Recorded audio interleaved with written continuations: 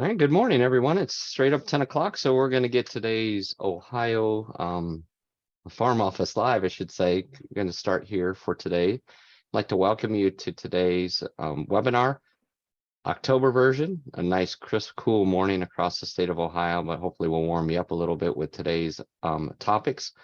Some of the topics you can see on the screen that we'll go through is we have some exciting farm management news to begin off with, and then we'll move into some federal farm program updates.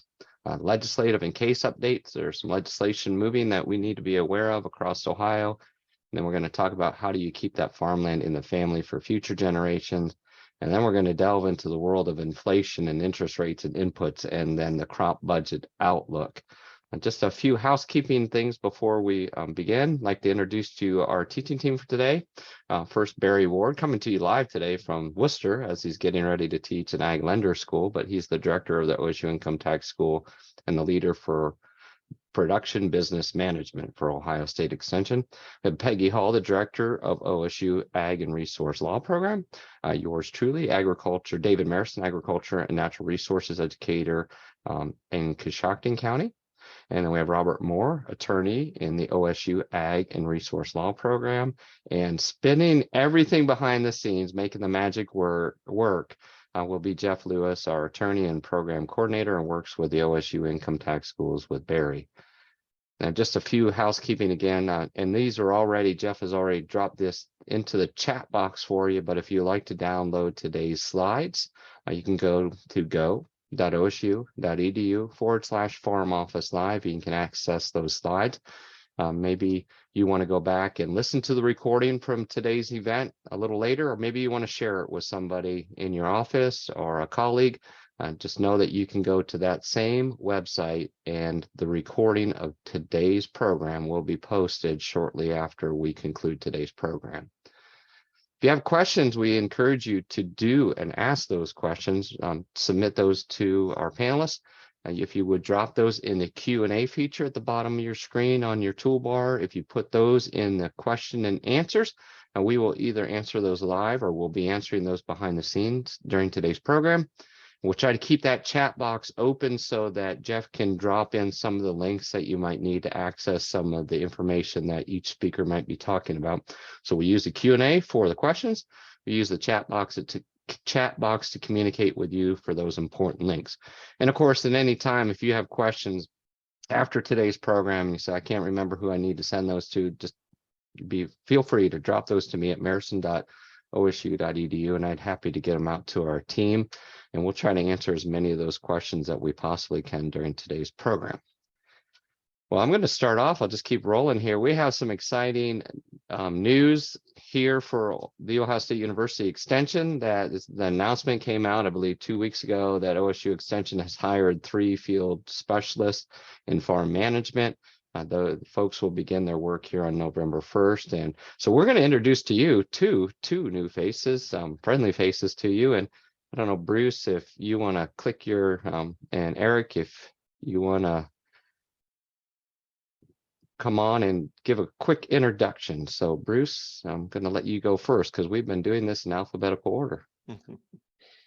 My video is not turned on yet. Just I don't know that I have that permission here on my screen. However, we will take care of that behind the scenes, sure, Bruce, because we want to see your face besides that picture on the screen. Well, thanks, David. It's an honor to be in the position to work alongside the 2 other field specialists for farm management. Leading up to this, a 28-year career at the Defiance County Extension Office has really given me a wide range of experiences in agriculture that come through an extension office door, like many of the other field specialists, that county-based operations.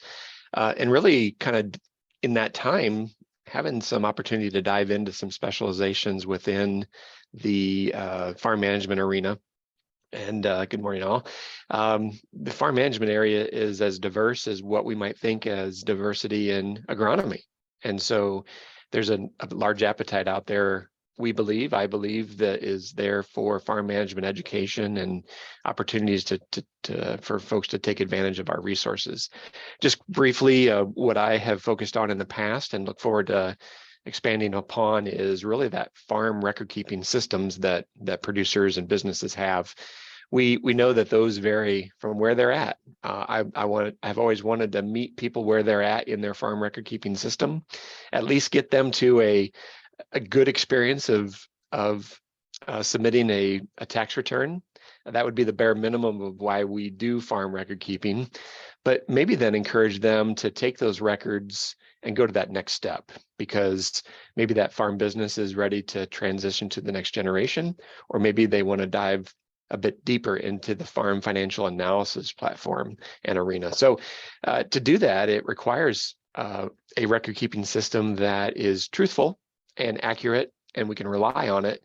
And regardless of the system that a current farm is using, I think we can provide some help and support for getting the most out of that record keeping system. And so it's easy for the management team and the business to make accurate decisions about where they're currently at in the business within a month, within a year, or trending over year. And then another area would be like Barry is doing today. I've been giving leadership to the agricultural lender seminars statewide, and that will be a continuation of a role that I will continue to do. And the outcome of that event has been, we've been able to reach close to 150 professional ag lenders annually and provide them with direct needs that they use directly with clientele. We've also provided some indirect resources for them to use in their daily work as a professional ag lender. And then we're also providing professional development, just some issue awareness and how we can provide that up-to-date information to our ag lenders. Those 150 ag lenders have reached close to 9,000 clientele across Ohio as they work with their customer base in those institutions of financial support for agriculture. So great audience to be a part of and have been, and will continue to work in that arena. So in a nutshell, David, that's a bit about me and my gnome. And your gnome in the background. I'm glad we could turn your video on, because then you can see your gnome. So, and that gnome has been with Bruce for a long time. So with that, I'd like to switch gears and to introduce one of our other new field specialists, and that's Eric Rieker. Morning, Eric. Hey, good morning. I found the video button, but not the microphone button. Good morning to everybody from Fulton County. Again, similar to Bruce and David, honored to be in this position and have an opportunity to teach in a content area, or specialize in a content area that's very near and dear to my heart. Farm financial management, farm management in general. A little bit about me. My first 11 years of my career was spent in high school vocational agriculture, or an ag teacher, as some might call it, an FFA advisor, here in my home community in Fulton County and Wauseon High School.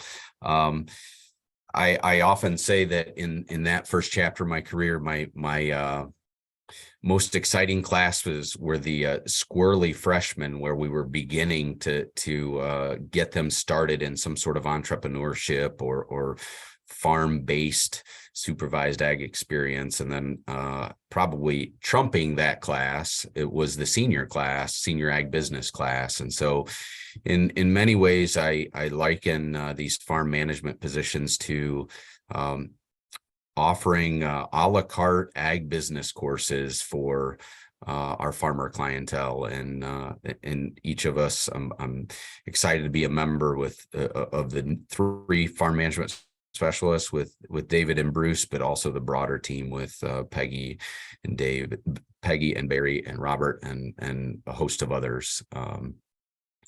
Liken that to offering farmers these a la carte courses. The second 10 years of my career was spent here at OSU Extension in Fulton County as an ag and natural resources extension educator. Spent a lot of my time in agronomy. In a lot of the agronomy conversations lead to farm management related questions, and this will just be an opportunity to specialize a little bit more. I was looking back through some records here in the last several weeks as we begin to move some things out of a local office, and been conducting farm management related programs locally, kind of county-based programs, since back in 2013, really since coming to Extension, offering kind of winter Tuesday night programs where we would take a la carte things like the year-end financial documents, balance sheet, profit loss statements, and then forward-looking documents like enterprise budgeting and kind of using those. So those are real interest areas of mine, and that's where I've spent some time doing local work, and also provided some preliminary economic analysis for our eFields program. That was kind of an agronomy precision ag program. But I would say in this next chapter as a field specialist, I'm very interested. We talked a little bit about financial statements, but also in risk management, and I think two arms of risk management. I'm not going to claim to be an awesome grain marketer in any way, shape, or form, but two areas of risk management. One being the government safety net, which is our farm bill, helping lead some of those efforts, but then the choice that producers have to use crop insurance and how they use crop insurance and build that capacity for perhaps OSU and farmers in the state of Ohio. And then finally, an area that's an interest to me is this whole idea of value-added enterprise analysis. And so what are those alternative or value-added enterprises that the small and medium-sized producer and large producer for that matter, but maybe a little bit more geared towards small and medium-sized farmers can pursue, whether it's alternative crops, whether it's agritourism, whether it's organic grains, whether it's other alternative livestock or direct marketing. That type of enterprise analysis is really exciting to me, and I hope to lend some capacity to this team in that way. The final thing would be working with Peggy and David and kind of helping develop the Ohio Certified Beginning Farmer course that will be focused for all farmers in Ohio, but have a couple of different forks in the road or options in the road for farmers to pursue to complete that beginning Ohio. I'm not sure if I'm getting these in the right order. Beginning Ohio Farmer Certification Program. So glad to be here. Thanks, David. Appreciate it, Eric and Bruce. And I guess I'll go to our third new field specialist. And it's hard to introduce yourself, but I'm going to introduce myself because here I am. I'm David Marison, and I am very, very honored and humbled to be chosen as one of the three to step into the field specialist positions. A little different. I think some of those that maybe be a little seasoned under their belt would remember way back to the year of 2004. And we had 5 at that time. Before that, the early 2000s, we had 5 district farm management specialists working across the state of Ohio. Just some great individuals doing work. And through retirements and some through other moves to administration, those positions were not replaced. So just kudos to OSU Extension for and now here adding more tools in the toolbox for Peggy and Barry and Robert and Jeff and everybody else to work in the area of farm management. Like Eric, I taught high school agriculture in Western Indiana for 5 years in a small little town south of Purdue University. So boiler up.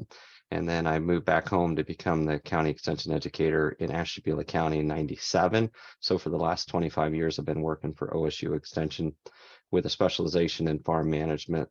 21 years in Ashtabula County, 4 years here in Coshocton County.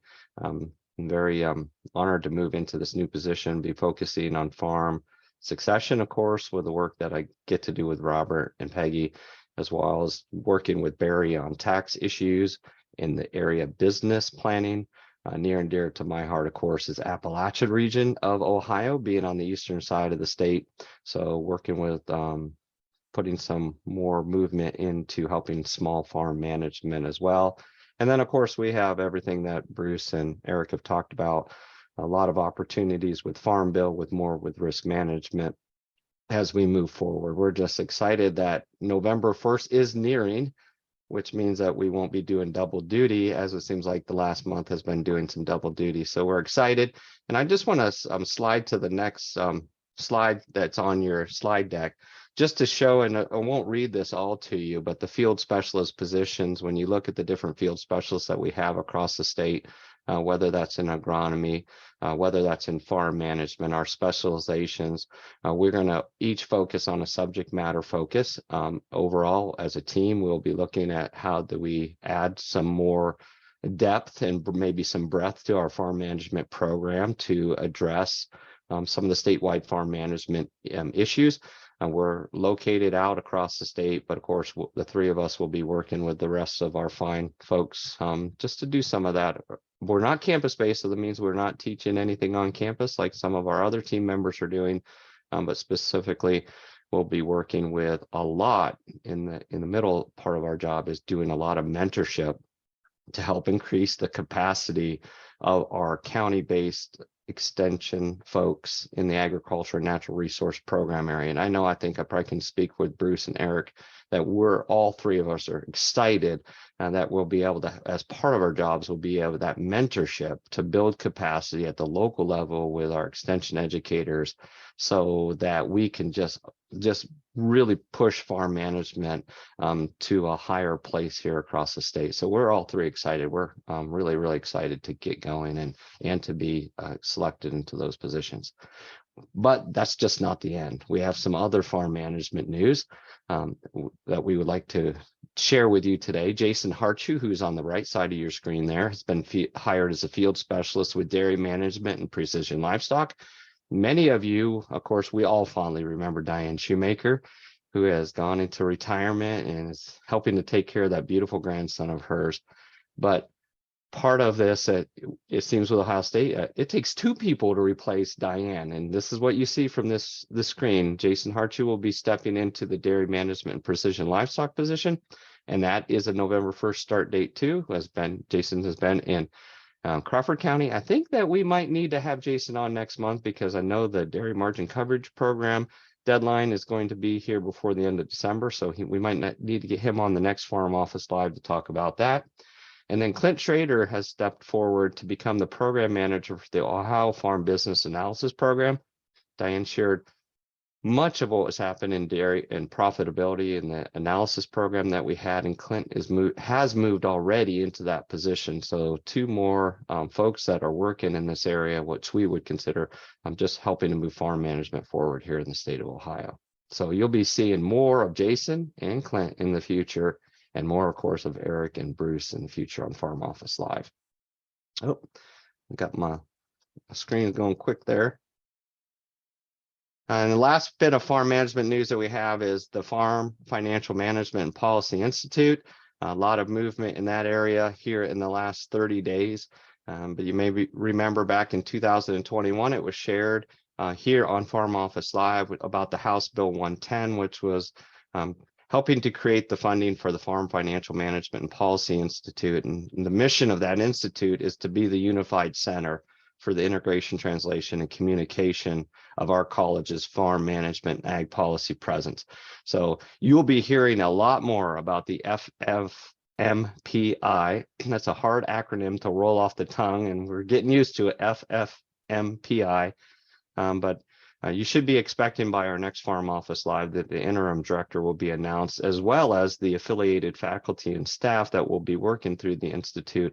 Again, I guess a good way to summarize the Institute, it will be the umbrella for farm management ag policy work that we have at Ohio State. So some exciting things to come. So be tuning in for future Farm Office Lives for more information about the FFMPI. Okay, with that, we'll keep rolling. I want to just talk a few things on the federal side, kind of quiet, but just so folks know, the Inflation Reduction Act assistance did provide that President Biden signed in, has provided some relief on the agriculture side through the USDA for distressed borrowers of the Farm Service Agency for folks that hold direct and guaranteed loans. So they have allocated up to $1.3 billion for the initial steps to help distressed borrowers. Push the slide forward here. Nearly $600 million in payments to accounts were made at the end of September. So some of those accounts that were delinquent 60 days or more on their direct or guaranteed loans were provided some assistance. So 600 out of the 800 million has already been allocated. And then there's going to be another 200 million in payments are going to help some other debts. So for those folks that hold some of these loans to the FSA, if this is new information to you, then we would encourage you to stop into your local FSA office and have those discussions about your loans. Just as a note there, and Barry will appreciate this because of tax season, that yes, there will be a 1099-G that is issued for these loan payment forgiveness. And another document that I want to show you as far as the underserved audience, and just we have been sharing some websites as we've gone through some of the Farm Office Live. This is a new bulletin that was put out this summer by the USDA, and it's a guide to the USDA resources for the historically underserved farmers and ranchers.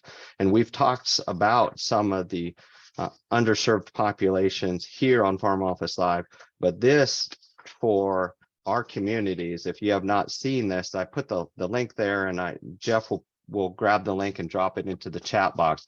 But I want to encourage you, so this could be for any underserved population, including women producers, that this is a beautiful publication to help folks understand the Farm Service Agency programs that are there. And just as a quick, we do have a few deadlines that are coming up. We've talked about the Organic and Transitional Education Certification Program, OTECP, and we've talked about that up to 6 months ago, where we visited about where if producers were transitioning their operations to an organic operation, that there was some funding there to help with that. And I believe it was up to $500 to help them. Also, as part of that, the Organic Certification Cost Share Program, again, for folks that are organic, going through their certification requirements, of course, there is a cost. Well, this program helps with that certification cost. Just know for those organic producers that those deadlines are creeping up on us. Here in 10 days, those deadlines will pass. So make sure if you're in that organic arena and you want to take part of this, the Organic and Transition Education Program provides money for soil testing and some other things that might be a benefit to those producers. Mentioned already how we'll need to have Jason on to talk about the dairy margin coverage application period, and because that will be opening up on the 27th of this month, and the enrollment will be going through the first week of December.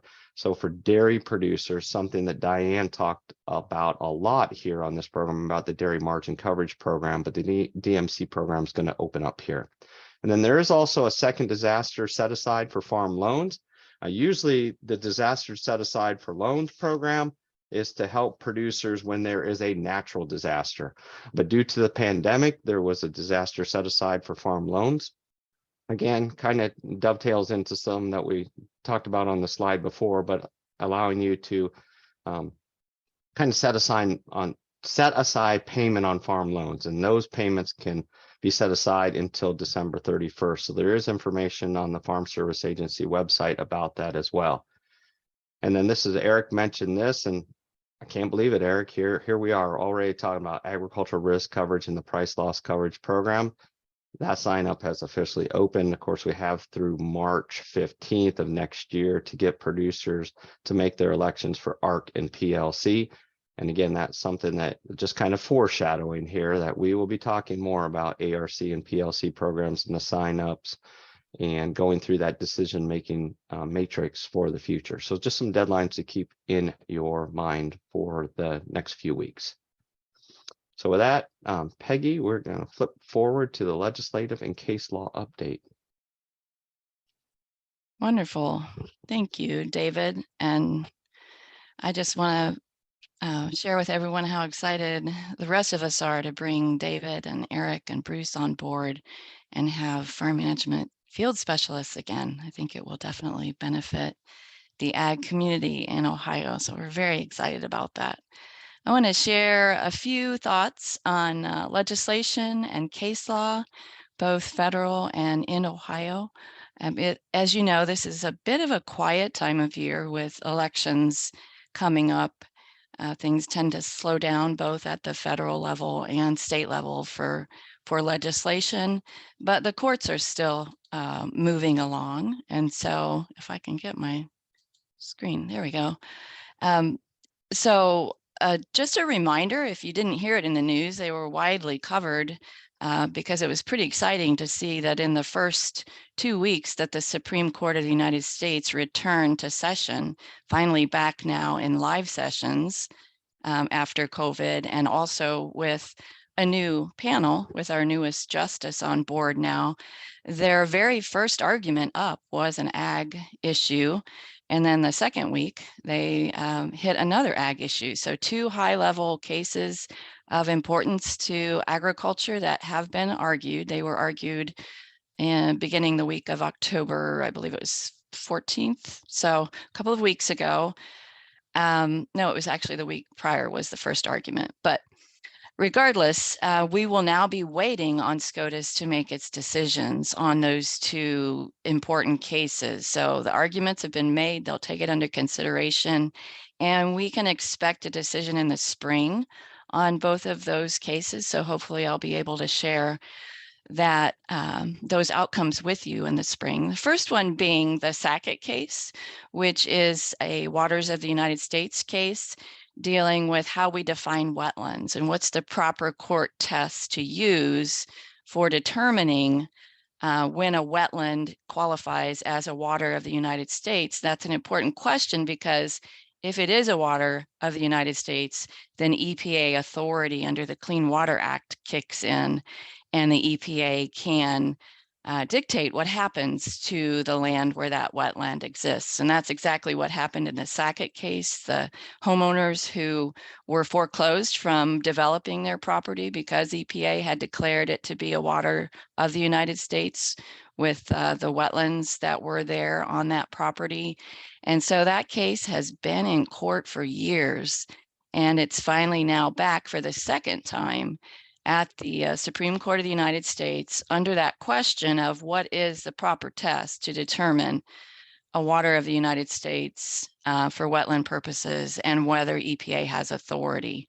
So we will look at that case more closely when the court issues its decision. I did listen to the arguments. It was very hard. It's always hard to predict where the court will go with that issue. They kind of went off on a tangent and a different line of questioning than I expected them to have. So it'll be interesting to see what happens with that one. And as we know in agriculture, that could affect many of our lands and whether there would be Clean Water Act EPA authority over some of those areas that could be deemed or not deemed to be wetlands for purposes of the Clean Water Act. The second case, actually, I think I have. Yeah, here we go. I wanted to tell you that I have a couple of blog posts on the Ohio Ag Law blog that explain each of these cases in more detail. So if you want to read more about the Sackett case, that's there in that post. And then the second case is the California Proposition 12 case, equally as visible in the media, because that's the one that could affect many of our pork farmers here in Ohio, pork producers, very interested, and one of the plaintiffs in this case challenging California's Proposition 12, which dictates animal welfare standards. It requires living space requirements for sows, basically, and would affect whether gestation crates could be used in pork production. And any pork that would come from an animal that was not raised according to those living space requirements could not be sold in California. And in fact, there are criminal penalties for anyone who would sell pork coming from an animal that was not raised according to those housing standards. That is on hold right now. The law itself is not yet effective, but even so, it's been challenged a number of ways in several different cases. This is the case that has made it to the US Supreme Court, and the argument is a constitutional one, and whether that state law violates the Commerce Clause and creates an undue burden on interstate commerce. And again, we just don't know. I listened to that case as well. The questioning was more where I thought it would be, but boy, they are very good at not giving you an indication of where they might come out on this issue. I think they will focus on this broad out-of-state impact that the state law has, and determine whether there is any constitutional authority for them to step in and scale back that state law that has those out-of-state impacts, and that definitely is a Commerce Clause issue. So there's another blog post on that one for you if you're interested in reading more about that, and hopefully we'll be reporting on those in the spring. And then turning to Ohio, a big wedding case, wedding barn case, I should say, that just came out of the Court of Appeals down in southwestern Ohio. That's the 2nd District Court of Appeals. This is another case that's been just banging back and forth around in court several times, different ways. Finally, this individual case, and this gentleman has been brought to court many times over this wedding barn, but this one came to the 2nd District Court of Appeals asking whether the permanent injunction that the trial court from Montgomery County had issued against this wedding barn operation should be upheld. And the court answered that yes, it should. So the barn that you see there is the wedding barn in question, built supposedly as an agricultural barn to house horses, later used for weddings. And as you can see, has a few, a few things that horses might not need. As you can see from the exterior, and the interior as well would show chandeliers and restrooms and a kitchen.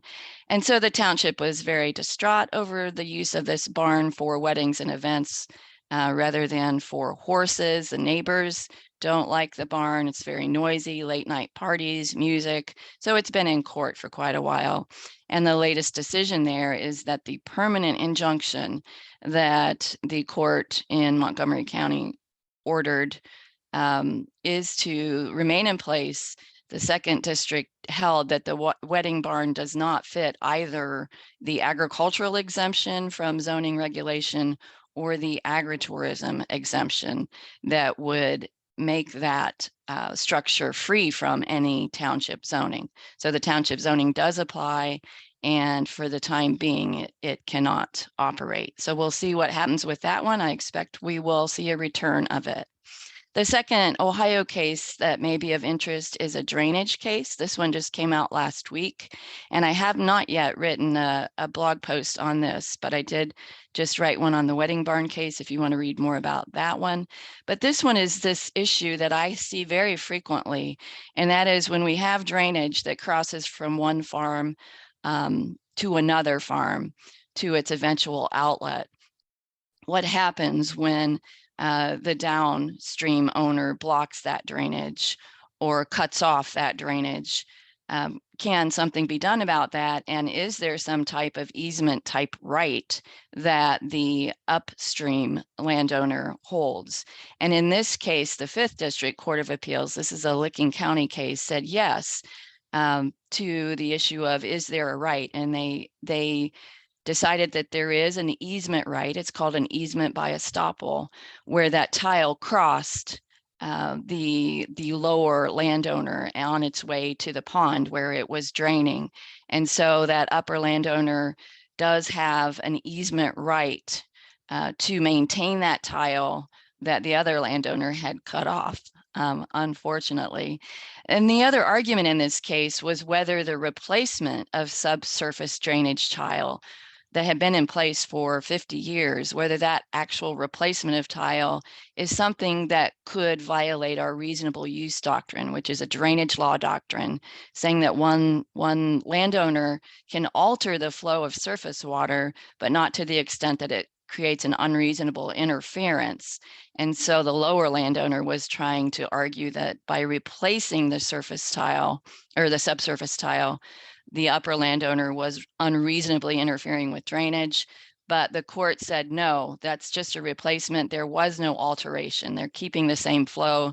They're just putting in a new infrastructure to manage that flow. So the reasonable use doctrine was not at play there. So I'll be writing, if for those of you who who maybe are a little odd like me and like drainage law, I'll be writing a blog post about that to explain that a little bit further.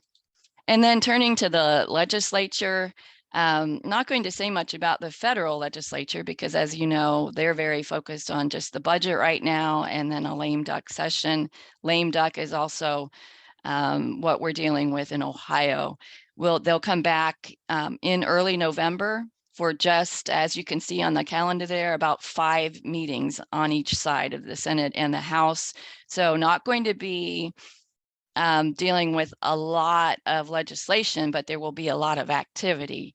And I love this quote that I've given you here, that it's big stakes, hot issue politicking during the lame duck session. So the question is, will any ag bills be subject to that flurry of activity that we might see, and very few that actually go through?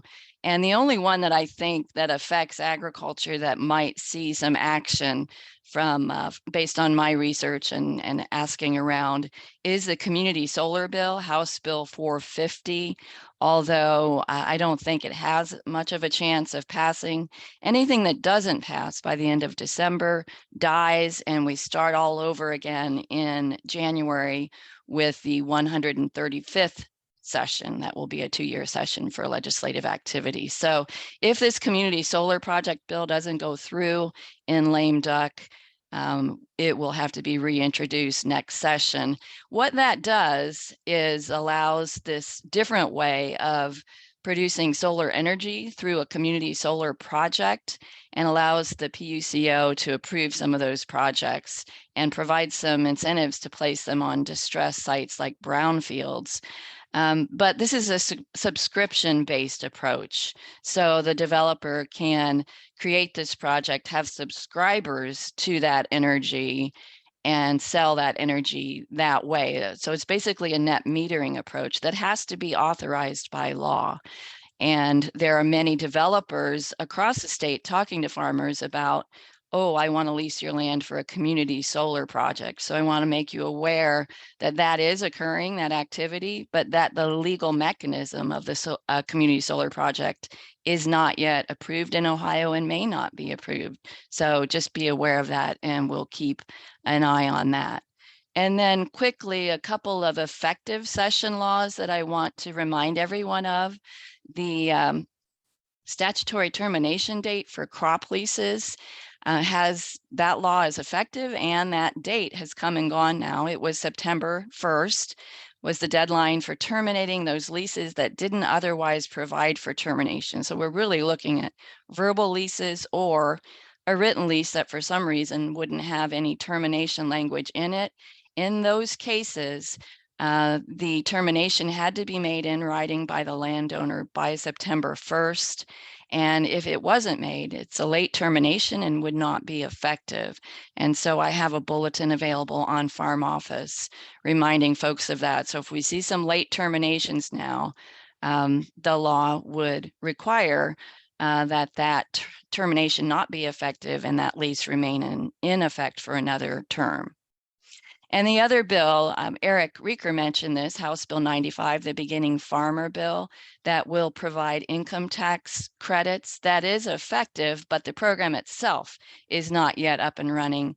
And the Ohio Department of Agriculture has advised us that it will be up in January, and that in 2023, the income tax credits will be made available. And that will be an application-based process to receive those income tax credits. So it's not automatic, nor is the designation of a beginning farmer automatic. There will be a certification process that those beginning farmers will have to go through and qualify to become certified beginning farmers. So if you have a certified beginning farmer and you have a sale or a lease of assets to that certified beginning farmer, then there are going to be income tax credits available.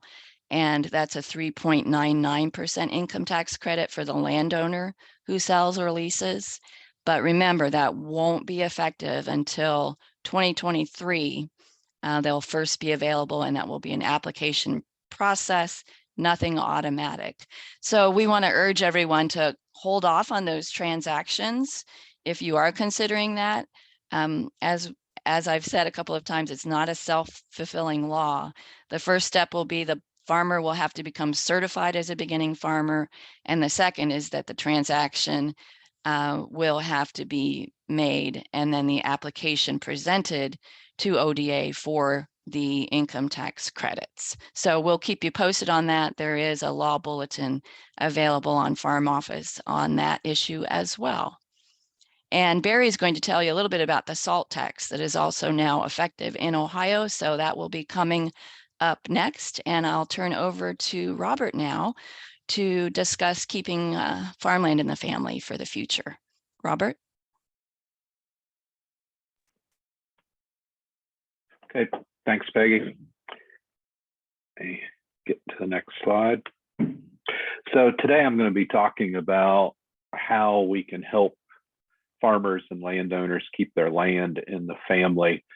As we work with succession planning with farmers and landowners, a lot of times, I would say the vast majority of time, keeping farmland in the family is one of the primary goals, if not the primary goal. So what we're going to talk about today are some of the risks that can cause farmland to leave the family. In the next Farm Office Live, we'll talk about some of the strategies to help overcome those risks, but today we'll just focus on some of the risk. You know, the reason that farmland is so important, and for many of you, probably all of you, it's pretty obvious, but you know, with the land, there's the heritage of the farm. You know, much of the farmland in Ohio has been in the family for many generations. So there's that heritage. Also, farmland is probably the hardest asset to replace. Finding land and being able to afford to buy land is often problematic for many farms. So that's why we're going to focus on farmland today. And that's why in succession planning, farmland is often the primary goal for our plans. So what are some of the risks? Now, these are the ones I'm going to cover today. Obviously, there's many more, but these are the primary ones that I've identified. So we'll address these. Okay, partition. So partition is provided for specifically in the Ohio Revised Code. And I describe partition as it's really a dispute resolution tool. In Ohio, when multiple people own real estate, and when I say they own real estate together, meaning their names are on the deed, not in an entity, but their names are actually on the deed. When that happens, Ohio law doesn't provide much guidance on how they should manage the property or farmland together. For example, what if there's 4 owners and 3 owners want to do this and 1 owner wants to do that with the land? The law doesn't say majority rules. The law is silent on that.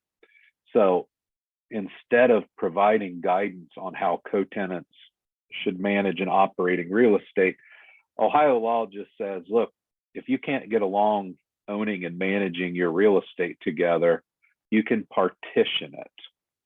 And partition is the process of essentially filing a lawsuit, and the land will be sold and the proceeds are distributed among the owners. So Ohio law basically says if you can't get along owning your real estate together, here's the resolution tool. We'll just sell it and split the proceeds. So it's a harsh outcome that is created by partition, but I would argue that partition is a necessary legal tool because we don't want someone that is a 1/4 owner of real estate to be stuck there, have no say, never be able to get any economic benefit from their ownership. So while partition is a bit harsh, I do think it's necessary. So what is the partition process? So any co-tenant, again, co-tenant is co-owner, has partition rights regardless of their ownership percentage. So even a small percentage owner can file a partition. And what a petition for partition is essentially a lawsuit. One or more of the co-tenants files a petition with the court, which is very similar to a lawsuit. And the petition says, I'm a co-owner of this real estate. I don't want to be a co-owner anymore. I either want bought out or I want the property sold. And then the court will have the property appraised, because the court needs to know some idea of what the value is. And then the court can order the property divided up, survey and divided up among the owners, but that very rarely happens. It's so hard to divide up land and have the parties agree they got an equal share due to location, frontage, drainage, soil type. So almost always the judge is going to say, I don't want to deal with, surveying up this farm and seeing, trying to decide who gets an equal share. We'll just sell it and we'll divide up the dollars, because I know that will be an equal share, an equal division of the shares. Where I have seen partition most often is when land is inherited by multiple siblings. 4 or 5 siblings will inherit land and they just don't get along. Maybe they have never gotten along, or maybe because now they're kind of in business together, that that's changed their relationships and they can't get along anymore. But regardless of why, this is where I usually see it the most, is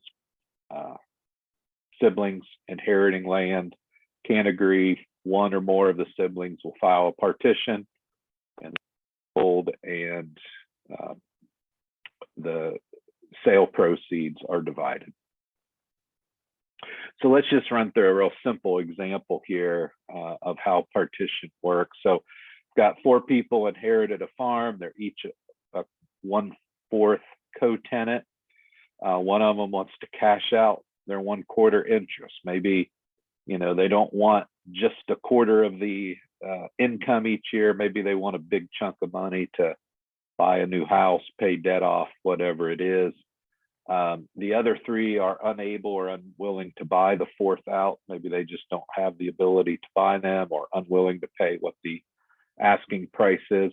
So then the person that wants to file partition just goes to the common pleas court in the county where the real estate's located, files a petition, which is again very similar to a lawsuit.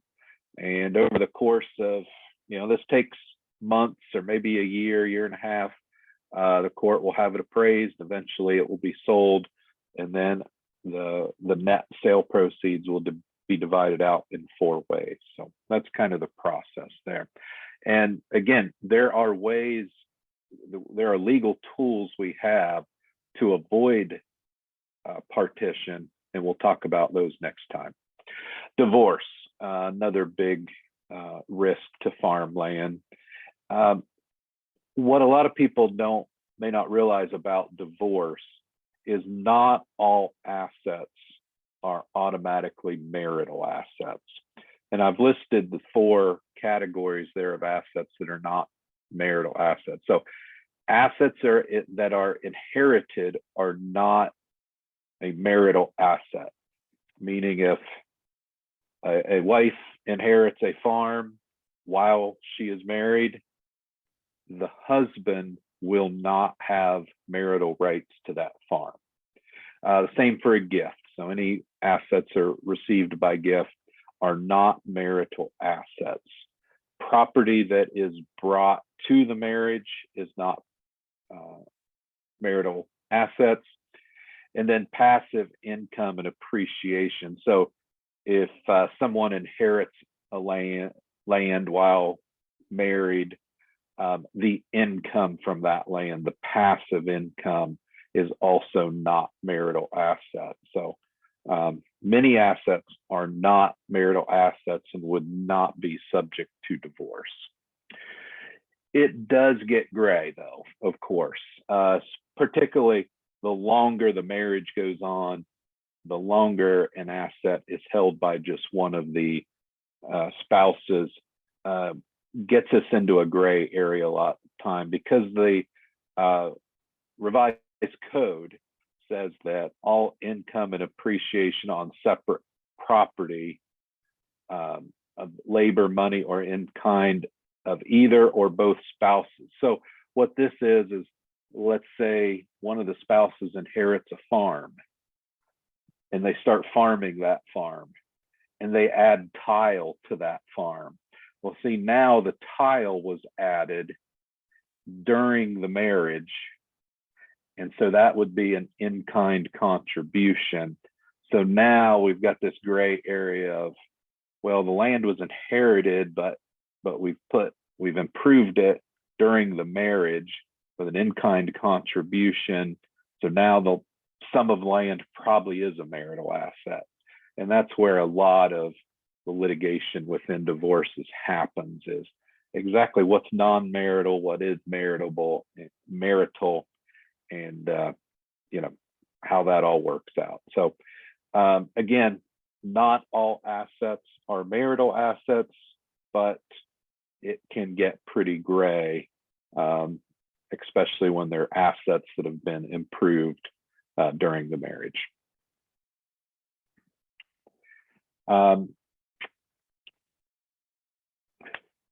The thought here is, when I've worked with clients, is that, I like my in-laws, I like my daughter-in-law, I like my son-in-law, but I really don't want to have to worry about them becoming owners of the land and that land getting outside of the family. So when we're setting up succession plans, I would just say use caution when adding in-laws to the ownership of real estate. Trusts are really valuable at avoiding many of the divorce issues, and we'll talk about that more in the next Farm Office Live. Debt obviously can cause land to leave the family. The point I wanted to make here is, even if there's not a mortgage on that land, debt can still cause land to leave the family. And how this would work is, let's say somebody owns land and they took out an operating loan and they can't pay back that operating loan, and the only asset they have left is the land. So the creditor can file a lawsuit on the unpaid amount on the operating loan. Assuming they prevail on that lawsuit, then they can get a judgment lien from the court and put that judgment lien on the real estate. And then they can foreclose on the real estate using that judgment lien. So even unmortgaged land is subject to debt, to the risk of debt. So I just wanted to point that out to everyone. And we'll talk about dealing with debt next time. Long-term care costs. For many farm families, this is probably the number one threat. As I talked about in previous sessions, average nursing home cost is about $90,000 per year. About 2/3 of 65-year-olds will need some kind of long-term care. About 20% will need 5 years or more. So there's a significant number of us that are going to need several $100,000s of long-term care. And if there isn't income or savings to pay those costs, oftentimes land has to be sold. So again, long-term care, significant threat to keeping land in the family, as is medical costs. For older people, Medicare often covers many of the costs and helps protect land. But what if Medicare doesn't cover everything? What if it's a younger person that doesn't have Medicare and may not have health insurance or may not have a very good policy? Medical costs certainly is a big threat, and we can help overcome some of this risk and the risk of long-term care by using LLCs. Last point, poor estate planning.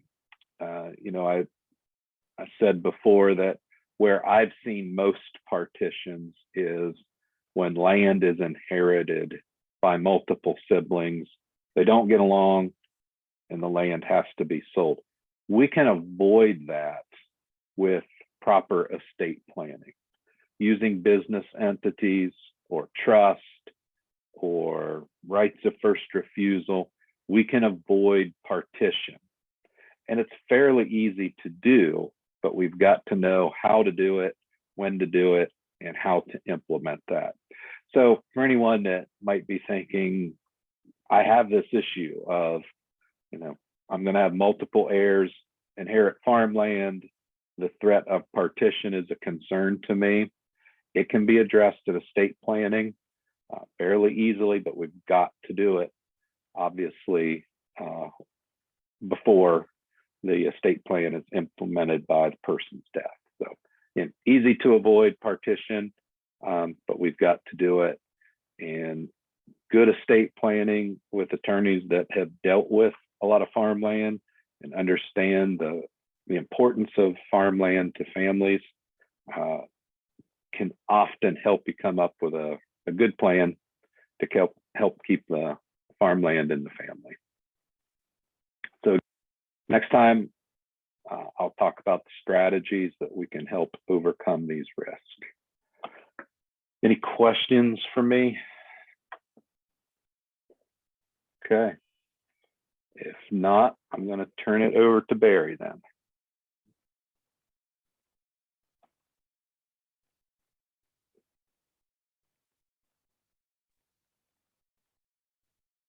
Thank you, Robert. Appreciate that. And sorry, I'm having a bit of technical difficulty. Sorry. There. Barry, if I could interrupt, there is one question, Robert, in the Q&A. Okay. Sure. Where do operating agreements fail co-tenants? Is that something you want to answer live, or would you like to Oh, I can.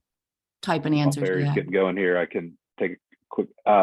Where operating agreements fail is by not addressing the voting rights, who has what voting rights, and who are managers and non-managers. But typically the operating agreement will expressly state that partition rights are taken away from the owners. So the fact that you can just get it into an entity solves a lot of the partition problems on its own, but the operating agreement ought to expressly state partition rights, that the owners of the entity do not have partition rights.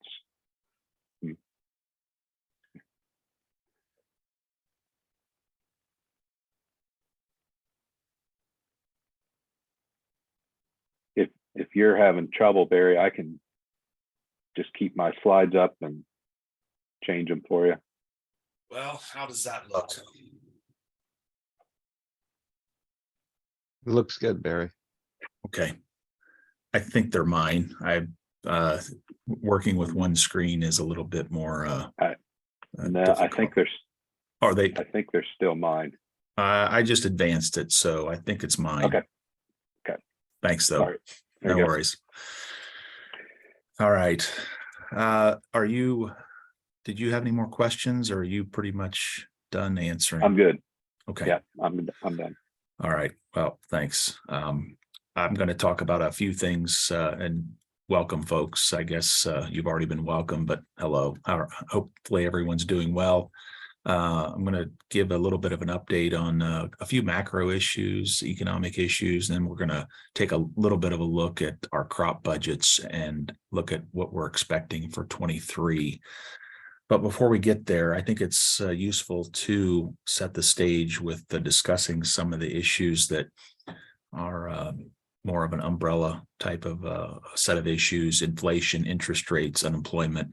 That will allow us to have a little bit broader look, and we'll talk about then some more select input costs, and we'll look at how all of those are kind of put together as we are evaluating what crop budgets might look like next year with the current prices and the costs that we have to work with.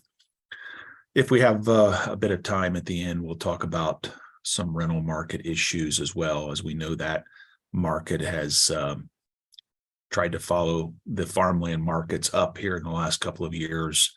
And it's an area of concern for some producers, we do know. Okay, so this is the index, the consumer price index. This is the one that is typically in the press, that is cited most often as a measure of inflation. And this is what has everyone concerned over the last few months as we look at our economy and dealing with this high rate of inflation, rates of inflation that we really haven't had to deal with for several decades, at least this high.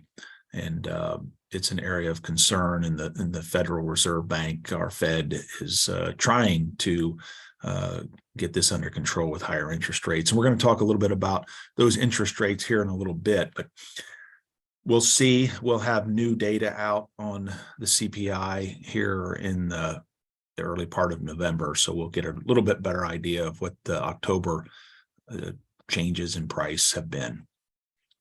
Here's the CPI as we break it down.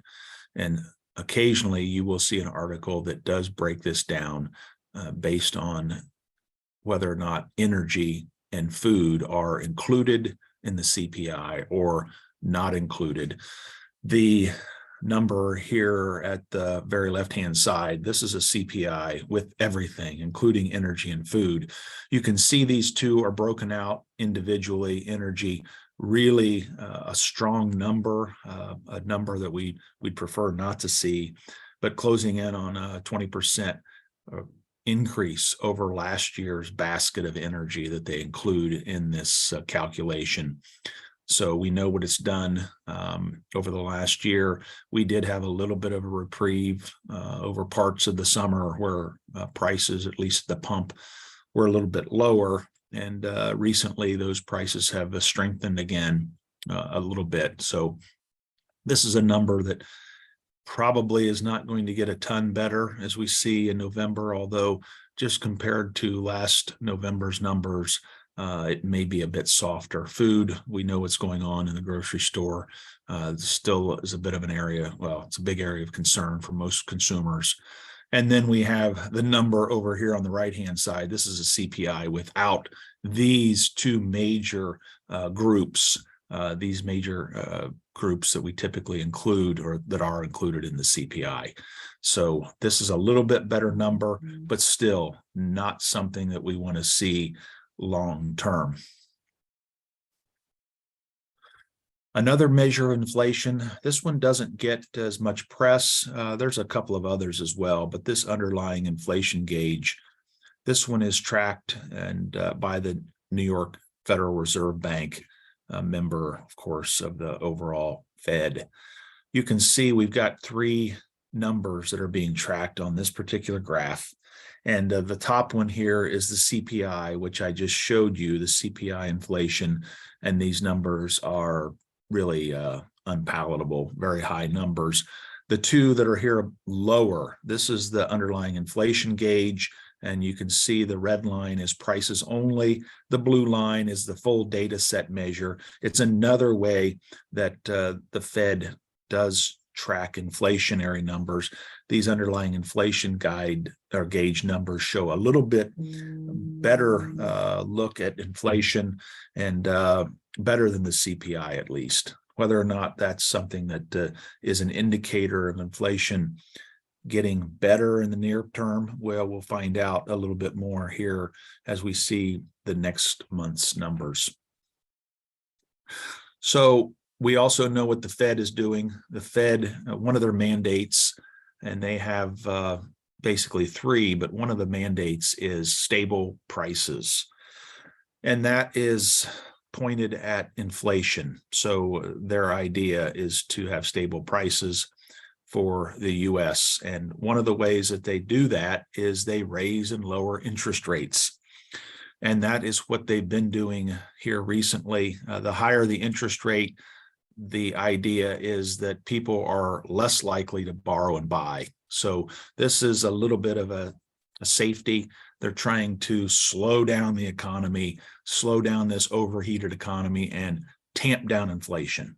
So they have been raising interest rates. Their target rate right now is between 3 and 3.25%. They carry this out, by open market operations, and what they're doing is dealing with buying and selling assets and securities. And they're also unwinding or shrinking their balance sheet. You can see here, as we look at the Fed's actions going all the way back to the Great Recession, this large gray band, as we see here, this is the Great Recession when they increased their balance sheet, and slowly they also increased it over time here. Then we hit COVID, they increased it dramatically, and also after that they were continuing to increase their balance sheet to add liquidity to the U.S. economy.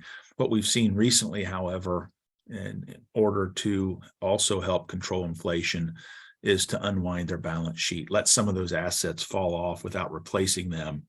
So they are in a process of decreasing their balance sheet, in addition to raising their target rate of inflation or target interest rate to help at least help control inflation. This chart on the right, this is their famous or infamous dot chart. This is basically their governors and their inclination, or their vote, if you will, on where they think the target rate is going to be at the end of each of these years. This one, I know it's pretty small to see, but this is 2022, and their estimate for the Fed target rate by the end of the year. Most of them are voting either between 4 and 4.25, or between 4.25 and 4.5. So we look at where we are right now, and we can see that they're likely going to be increasing it based on their last estimates, more than 100 basis points, and probably closer to 125 or 150 basis points by the end of the year. Now they have 2 more meetings. They have one in November, one in December, and we'll see likely some rate increases. Much of that is going to be determined by the inflationary numbers that come out, and also unemployment numbers as well here in the next couple of months. So we'll see, but likely we'll see higher interest rates, of course, at the Fed level, and those do trickle down to our lenders that we're dealing with at the local level, whether we're buying farmland or setting up our operating line of credit, possibly buying machinery and equipment. All of these interest rates will likely be affected further into 2023. So higher interest rates are likely in the near term. And we can see their estimates for the end of 23 right here, 2023, a little bit higher even than 2022. And then long term on out here, where do they see interest rates settling as the economy works its way through inflation and other issues? Somewhere in this 2.25 to 2.5%. And you can do a little bit of the translation as far as how that may impact our retail interest rates, if you will. The gross domestic product, there's not been a lot of discussion about whether or not we are already in a recession. Although if we look at the technical definition, the first 2 quarters of 22, at least the data that they have shared for the GDP in the US indicates that the US is technically in a recession based on those numbers. However, one of the things that tends to refute that is the low rate of unemployment. Companies, employers are still seeking employees. Even in the rural communities, it's difficult to find good labor, as many farmers will attest to. Another maybe more telling measure of labor or unemployment is the labor force participation rate. And that's still not yet reached pre-COVID levels. You can see here this narrow gray band. This is relating to the COVID period as they define it in the Bureau of Labor Stats. And we can see that the labor force participation rate a little bit north of 63%. Now we're at 62.3. The number's going up. The trend is better, but we're still not yet out back up to that pre-COVID number. So what does that mean? Well, I think we've still got some slack there, even though we haven't perhaps bid some of those people back into the workplace. There's still some work to be done. Now, that, overall, as we look at both of those particular pieces of information, a lot of questions have come up as far as whether or not we are going to enter into a real recession in 23. Economists, shockingly, well, not really, but there's a lot of disagreement as far as whether or not there's going to be maybe a soft landing that the Fed will engineer, or whether it's going to be a more protracted, deeper recession. Some argue that perhaps we're not going to enter a recession in 23, but there's a lot of indicators that suggest that we will.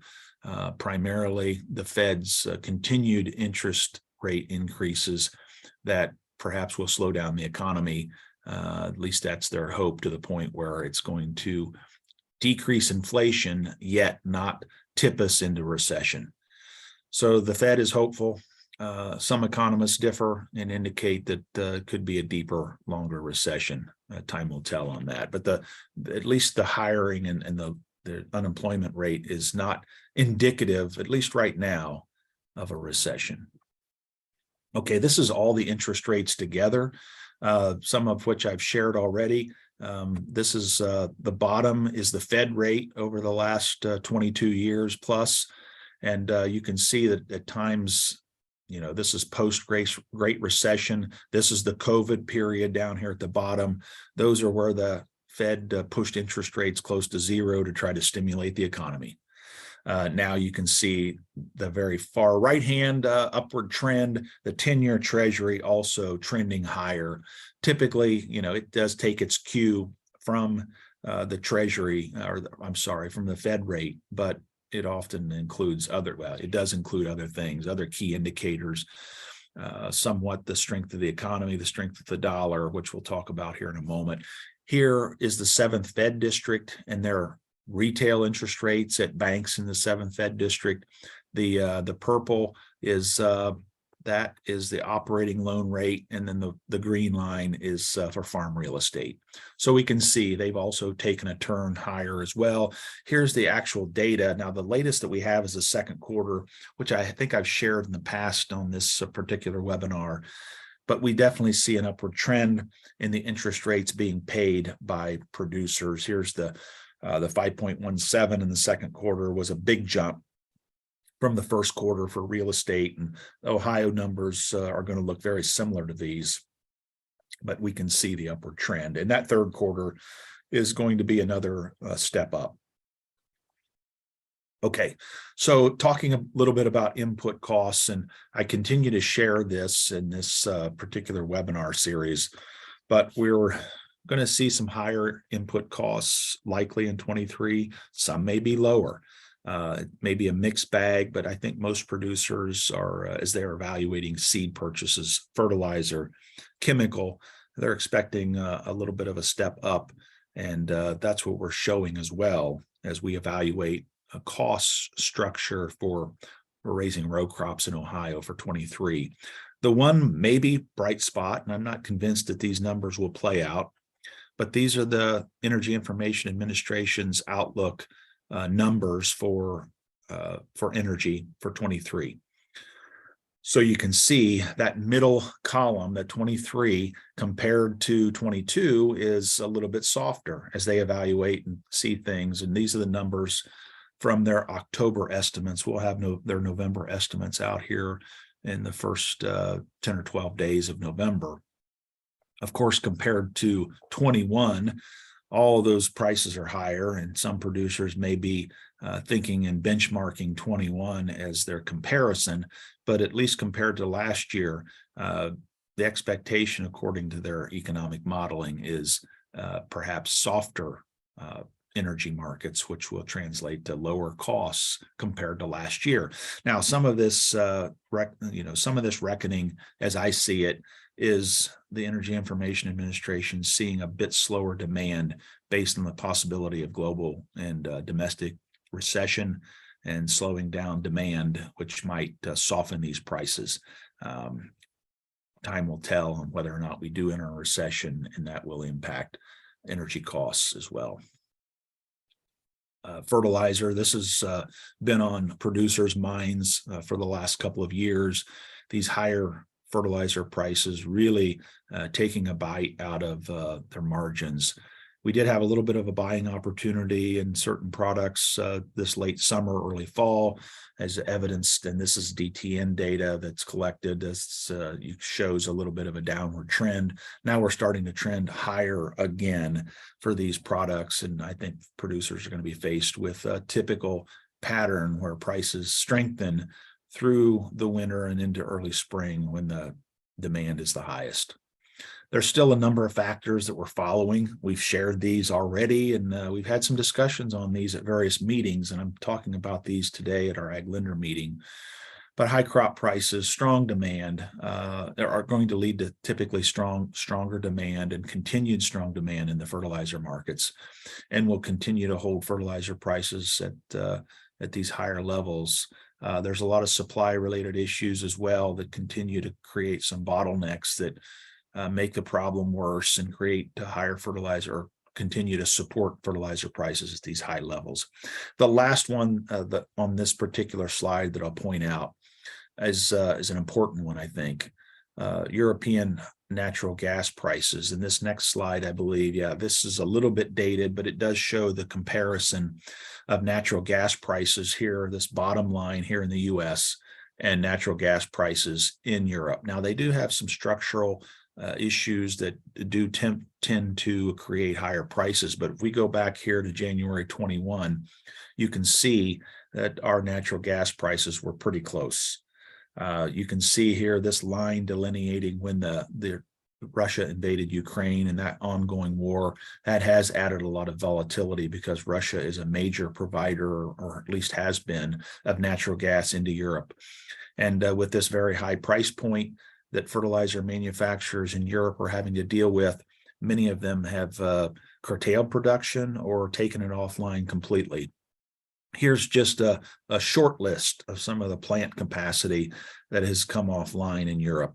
And with our production here in the US, not only are we seeing natural gas flowing to Europe, which is somewhat impacting our natural gas price, but also fertilizer production is looking closely at that price point in Europe. And we're seeing more and more of that product, nitrogen, phosphorus products, being exported over to Europe. So overall, that particular issue is the one worth watching, I think, or the one most worth watching, because that situation is going to create somewhat of a floor in pricing of all or most of our fertilizer products here in the US. Trade, continued issues, China slowing phosphate and UAN fertilizer exports, maybe down to zero, depends on what analysts that you listen to. Belarus, important for potash, very little to none, no potash coming out of Belarus for at least Western countries because of some of the issues related to sanctions. The ongoing war in Russia. Sorry, I skipped through that too quick. Russia has some quotas. However, there's some products that are leaving Russia for the greater world, I guess, and coming through the Black Sea region, along with some grain from both Ukraine and Russia due to the UN brokered deal. I'm not sure how that's holding up here recently, but at least that's still at least technically in place. The countervailing duties for phosphate fertilizers, and I sure did mess up that spelling on fertilizer, so my apologies. But there are still those in place, and that does impact our phosphorus fertilizer prices here domestically. How much, it's difficult to say.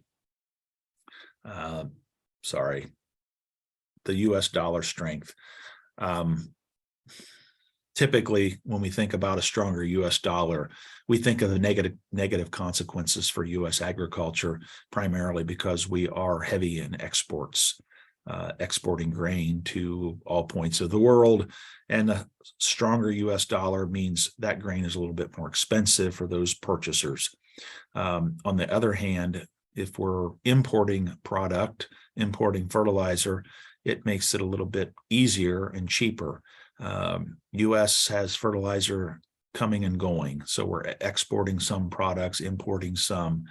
So it's a difficult proposition to sort out, whether or not it's a net win or loss with a stronger US dollar, but we do see some of both and in input purchases. Here's the US dollar index, and there's a basket of currencies that it's weighed against. Anything over 100, meaning that it's stronger than it was this time last year, and 113.31, the dollar is pretty strong, owing quite a bit to the Fed's rate increases and the ability for those higher interest rates to be more attractive to those outside the US. Okay, I mentioned the phosphorus subsidies, those countervailing duties that are in place. This slide I've shared in the past, so I'm not going to spend much time on this, but this countervailing duty case that was brought by Mosaic on phosphorus fertilizers out of certain producers in Morocco and Russia, this has added some import tariffs, if you will. They're called countervailing duties, but it does likely raise the price of phosphorus products in the US. So some strategies, with these higher fertilizer prices, what are we going to do? I think, well, it's not probably something that we should get in the habit of, is trying to really provide outlook on these fertilizer prices. There's just right now too many fundamental issues, too many variables that are at play, some of which are geopolitical and some of which are dictated by one person in some cases. So trying to judge what fertilizer prices are going to do is difficult at best. So, how can we manage some of this risk? Of course, developing enterprise budgets for all potential crops, looking at all the different fertilizer prices, extensive soil testing. Producers are already perhaps thinking about skimping a little bit on P&K applications, especially if they have soil test levels that are at or above maintenance range. But we can't do that for long.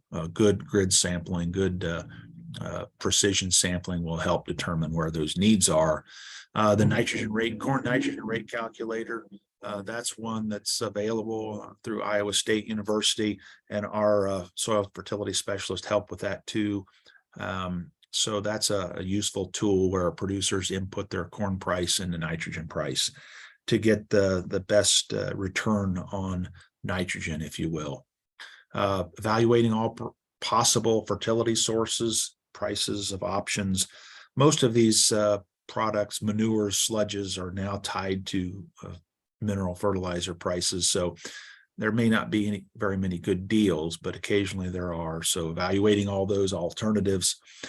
Fertilizer storage, we see some reasonable returns to fertilizer storage in most years, so it may be another consideration, especially as producers are looking to perhaps purchase whether machinery and equipment or storage or buildings to offset some of the high income, if they do have high income, to offset for tax purposes.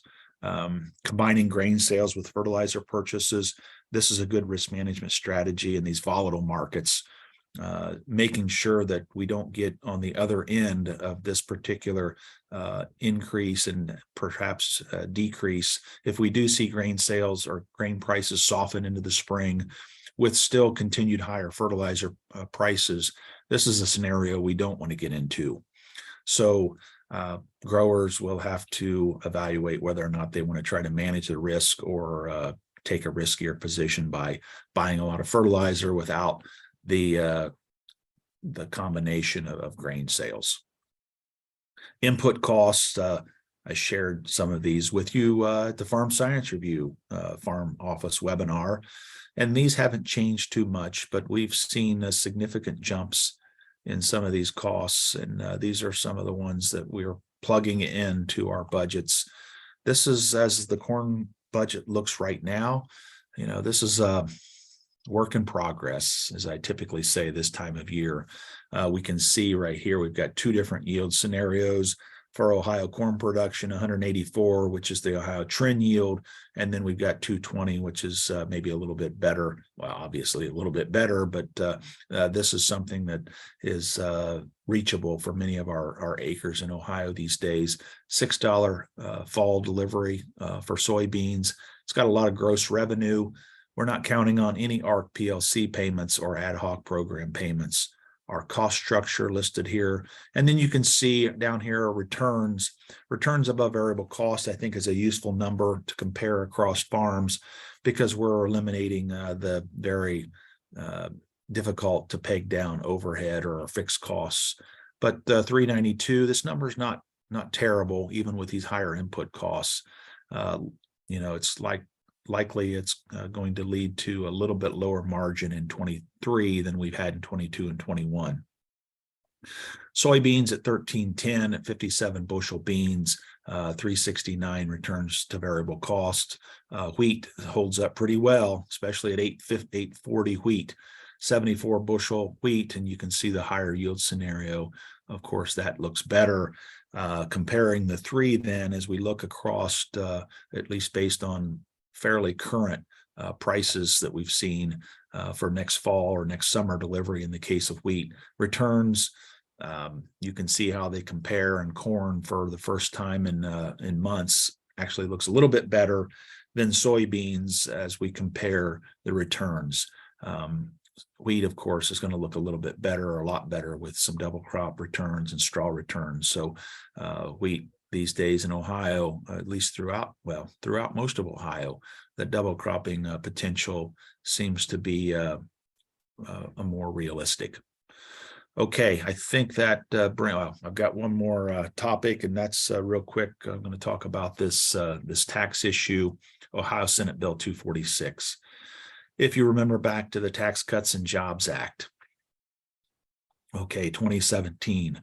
Prior to that, many of us as taxpayers, we itemized our deductions on our Schedule A. And some of you, that just brings back bad memories. But for some, that allowed you to write off a lot of state income tax that you were paying as a deduction, or really high levels of real estate tax.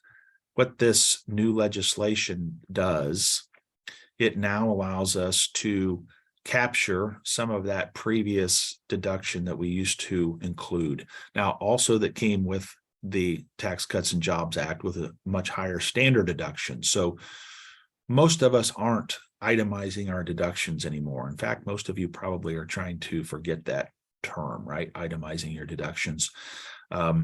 For an individual, it's $12,000 plus inflation, and for married filing jointly, it's $24,000 with inflation adjustments included. But what we're seeing with this new legislation, and many other states have passed something similar, what we're typically most of the states calling a SALT deduction cap workaround. The SALT just is an acronym for state and local taxes. Those were the taxes that we could deduct on the Schedule A in our previous life, pre-Tax Cuts and Jobs Act. People were upset that we no longer can do that. So many of our states were working and have worked on some kind of workaround, many of which were not allowed by the IRS and by our court system. So this is the first one that's, at least as I know, that has been allowed to operate. What happens is the state income tax is paid by a pass-through entity business. And what that does is result in a lower net income flowing through to the shareholders or members of either the S Corp or the LLC or the partnership. So that is in effect the workaround that Senate Bill 246 allows us as taxpayers to take advantage of, allows us to write off, in effect, that state income tax at the entity level. Now, what this might mean, and I'm not sure what the fallout will be, is that we may have some sole proprietorships that will consider this as a possibility, moving into a pass-through entity form of business. So there's going to be some hard looks at this, I believe. Okay. And I'm happy to answer more questions on that. And also last, we are going to have a farmer and farmland owner income tax webinar. David, myself, Michael Langemeyer from Purdue will be teaching this webinar on November 17th. This is for the layperson, not the tax professional necessarily. There aren't any continuing education credits offered for this, but you can see the list of topics and you can register to join us for that 2-hour webinar on November 17th. Okay, I'm going to stop sharing and There open are it a up. few questions for you, Barry, if you Oh. want to take a look at the Q&A. There are a couple Okay. of questions in there. Hmm. You can see that. The first one is, how do you get optimal rebate amounts from suppliers in a rising cost environment? Oh, that's a good question. I'm not sure if I have a good answer other than try to go as early as you can. I mean, oftentimes you're going to have those early pricing opportunities that are going to offer the biggest option for the lower cost discounts. I'm not sure if I quite know what optimal rebate amounts means other than that particular issue. Okay. You see the second question there? Do you need me to read that? I see it. Okay. What happened to crop prices and farmland values after the Plaza Accord in the 80s? Well, you're really, that's a challenging one there, John. I'm going to have to get back to you on that one because I don't know off the top of my head. Okay. Somebody else can chime in if they know. I don't quite remember. That rings a bell, but the Plaza Accord in the 80s, gosh, I don't remember the details. I'm sorry. That's going back a ways. Okay, that's it for you then, Barry. Yeah, thank you.